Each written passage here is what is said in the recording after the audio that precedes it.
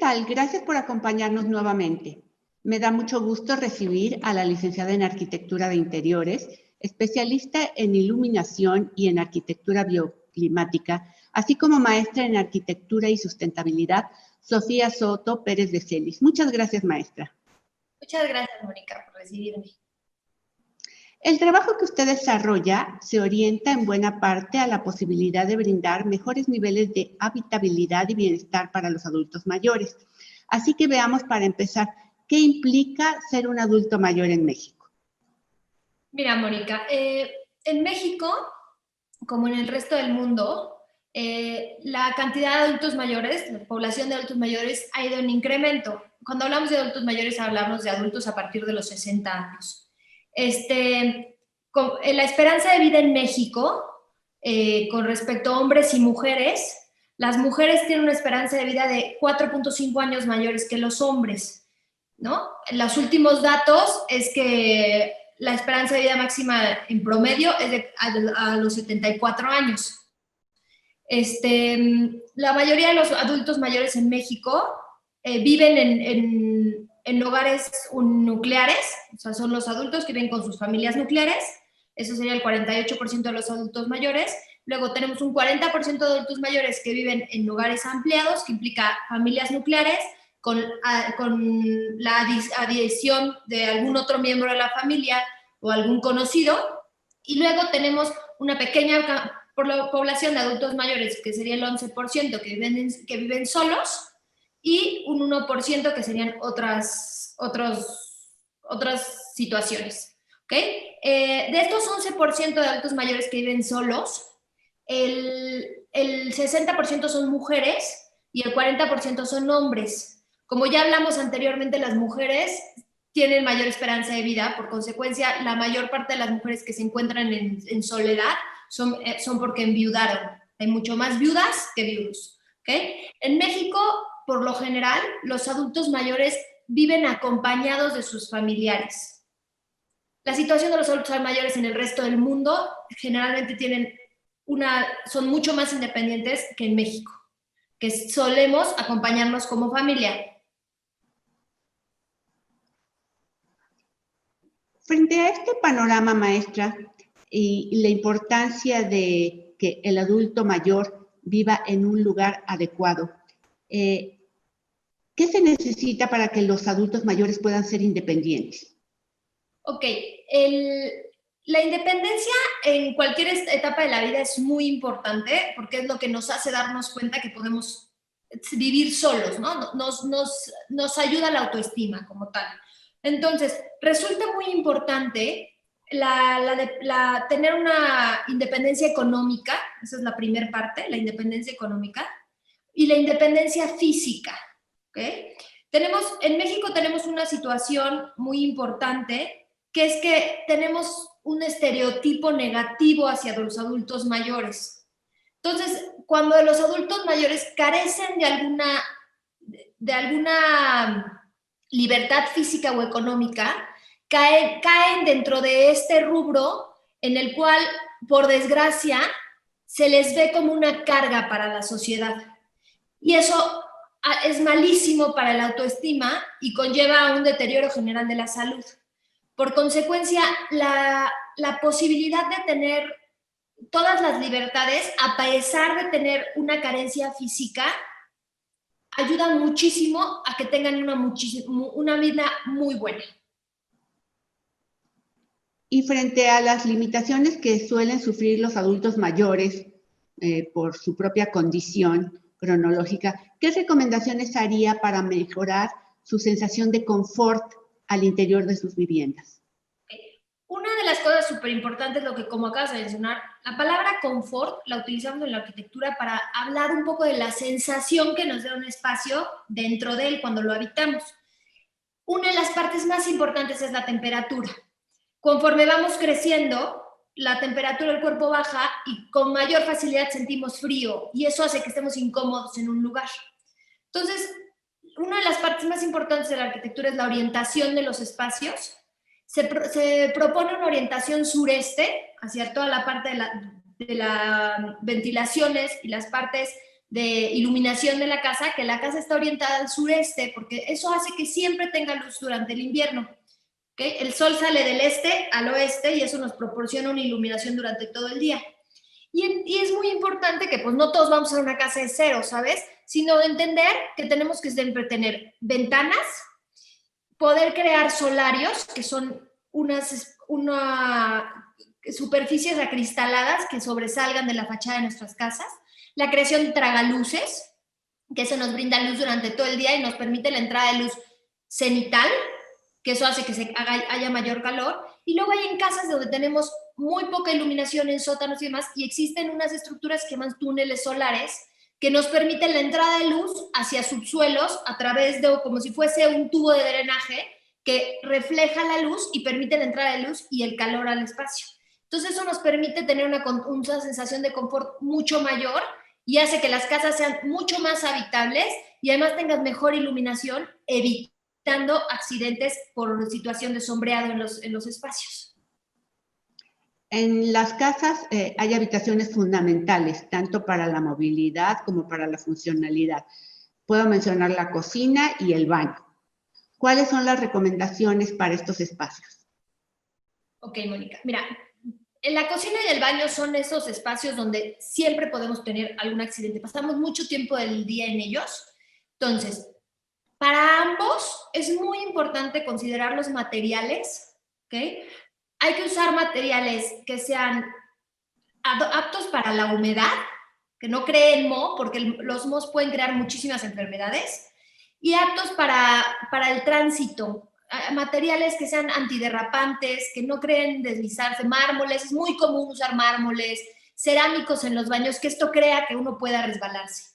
Para estas mismas situaciones, por ejemplo, en baños, es muy importante usar barras de apoyo. Yo sé que todos estamos, o sea, todos podemos sufrir un accidente, entonces, no solo la gente que tiene una discapacidad física marcada tiene la necesidad de tener estas barras. Es importante tenerlas porque eso te va a evitar un accidente, ¿no? Entonces, tener barras tanto en baños como, o sea, en la parte interior de la regadera, como junto a los WCs, por ejemplo, para ayudarte a la movilidad. Las barras tienen que estar a 1,20 de altura junto a los WCs y en regadera puedes tenerlas a 1,20 y a 70 centímetros. 70 centímetros te permite tener un banquito a máximo 47 centímetros para poderte sentar y hacer muchas cosas que aunque estás en tu total capacidad, te vas a hacer correr un riesgo si te lavas los pies parado, por ejemplo, ¿no? Si te sientas, si te puedes, ayudarte para levantarte con las barras. Otra cosa súper importante es mantener el piso del baño a un solo nivel.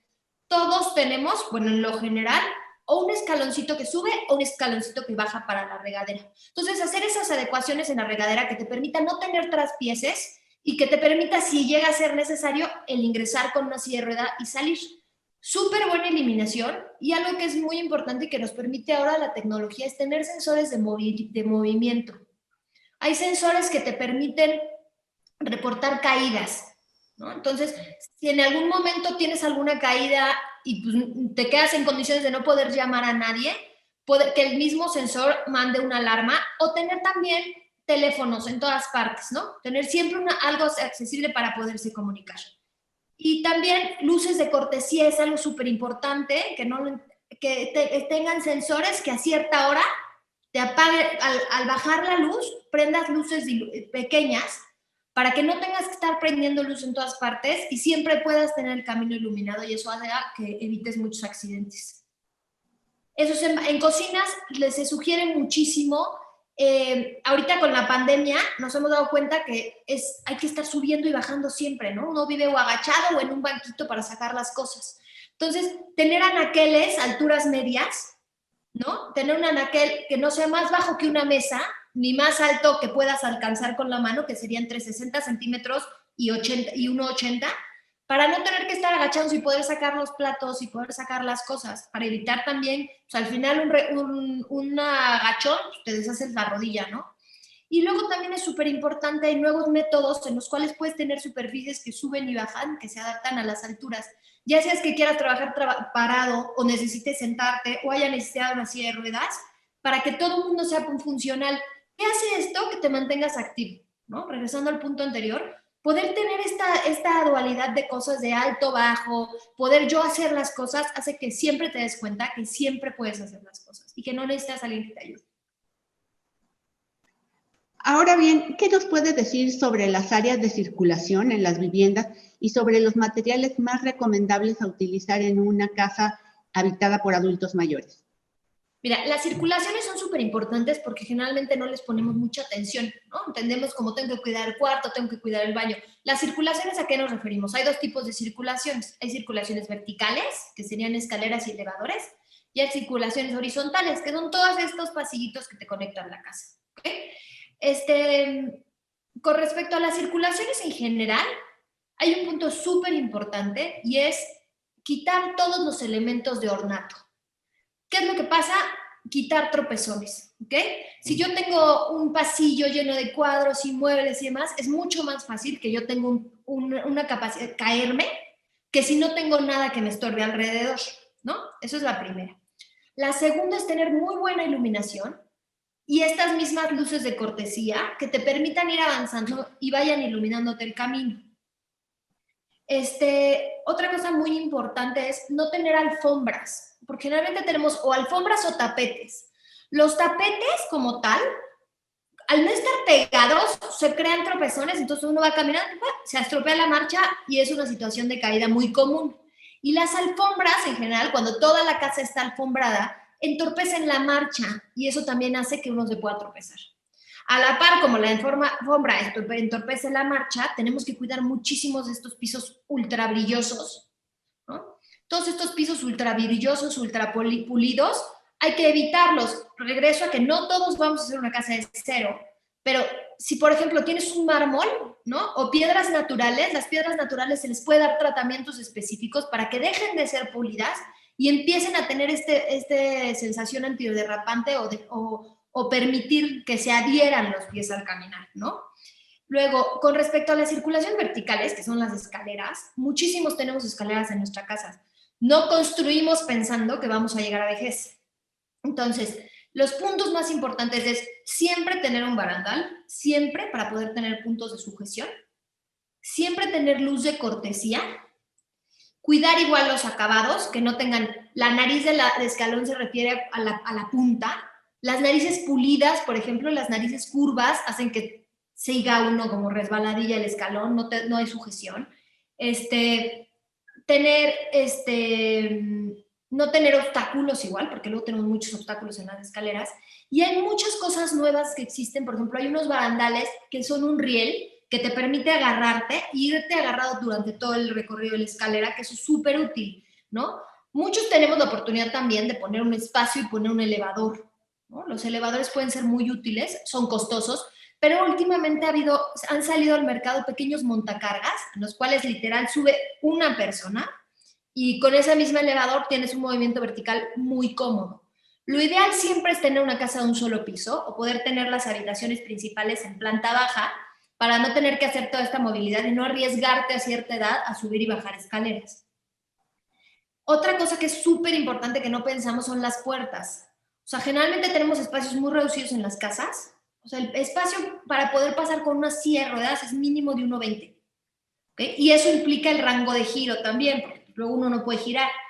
Y las puertas acaban siendo muy estorbosas. O sea, yo al movimiento de abatir una puerta, tengo que abrirla, girar y cerrarla, y eso crea que sea muy incómodo. Entonces, hay unas puertas que se llaman puertas de granero o capuchinas, porque se introducen en un muro, que eso nos permite deslizar la puerta sobre el muro, o sea, conforme avanzas, y hace que no se creen tropezones ni para golpes frontales, porque luego también uno sale de un espacio y se pega con las puertas, ni para tener necesitar este espacio para abatir las puertas que nos cree un estorbo al día a día. Que son cosas que pues, hemos vivido así toda la vida, que hasta el momento en que te estorban, te das cuenta que son muy fáciles de solucionar. Y la intención real de todo esto es no tener accidentes, tener el campo libre para siempre tener una vida óptima y al tener una complicación física, no verse limitado y que esto a la vez te genere una afectación emocional. Maestra Sofía Soto, es muy interesante todo lo que nos dice, sobre todo porque México, nuestro país, está llegando a un punto en que su tendencia demográfica es al envejecimiento de la población. Como usted dice, antes nadie pensaba en construir una casa con ciertas características para cuando se llegara a la vejez. Hoy la situación ha cambiado y ya hay personas que piensan en construir una casa de un piso, siempre y cuando sea posible por las dimensiones de los terrenos, o poner estas adecuaciones. Para terminar, quisiera que me dijera, financieramente, ¿qué tan viable es ir haciendo estos cambios o estas transformaciones en una vivienda, si no todas de un golpe, si paulatinamente? Mira, todo requiere tener un ingreso para poder realizarlas, ¿no? Pero estas cosas que se hablaron son detalles que se pueden ir diciendo poco a poco, que no implica una gran necesidad económica, no son cambios inmensos, no necesitas salirte de una casa, ¿no? Tal vez mejorar los pisos sí, cambiar un piso sí es algo que necesita, pues, levantar un piso anterior, cambiarlo y demás, pero las adecuaciones en los baños son sencillas, ¿no? Tal vez no tienes que hacer una banca de concreto, pero puedes poner una banca de madera. Colocar las barras es muy sencillo, los sensores, son cosas que puede ir uno poco a poco adquiriendo, ir haciendo esta, como dices, mejora poco a poco, también tomando en cuenta cuál es tu necesidad básica, ¿no? O sea, yo creo que de las primeras cosas que uno puede poner son las barras en los baños, ¿no? Barras en los baños, reforzar los barandales de las escaleras, tan sencillo como quitar los muebles que no te funcionan en la casa, te mejora por completo la situación de vida, ¿no? Y poco a poco, pues luego poder ir, tal vez no cambies todos los anaqueles de la cocina, pero redistribuyes las cosas para solo usar las partes donde alcanzas, para no verte en la necesidad de subirte un banquito. Porque subirse un banquito a los 4 o a los 65 es un riesgo, ¿no? Porque además te subes al banquito que te encontraste, no al banquito de hecho para subirse al segundo, a la parte alta de la cena. Entonces, sí, todas necesitas tener un ingreso para poder hacer las adecuaciones, pero no son adecuaciones caras que puedas ir haciendo poco a poco. Obviamente lo ideal es pensar una casa siempre para la vejez. O sea, eso es lo único que tenemos todos seguros, todos vamos a llegar a viejos y por consecuencia es muy importante tomar en cuenta en qué estado quieres llegar. Pues está ahí la información muy interesante, muy práctica, muy útil, ¿sí? Quienes están en posibilidades de construir una casa deben de considerar esto, porque sí, efectivamente una tendencia humana es pensar que uno siempre se va a mantener joven, productivo y en pleno uso de sus facultades, lo cual evidentemente no es así. Y para las personas que ya tienen una vivienda, pues ir considerando estas recomendaciones para hacer más habitables las viviendas, más confortables las viviendas, sobre todo para los adultos mayores, y considerar que este bienestar, este confort también redunda en el bienestar emocional de las personas, ¿sí? En la posibilidad de que se sigan sintiendo útiles, funcionales. Entonces, pues ahí está la información muy interesante y agradezco mucho a la maestra en Arquitectura y Sustentabilidad, Sofía Soto Pérez de Celis, que nos haya acompañado en este espacio. Muchísimas gracias, Mónica, y muchísimas gracias por invitar. Ya saben que lo que necesiten, aquí estamos. A todos ustedes nos veremos pronto. Déjanos tus comentarios y si te gustó, dale like.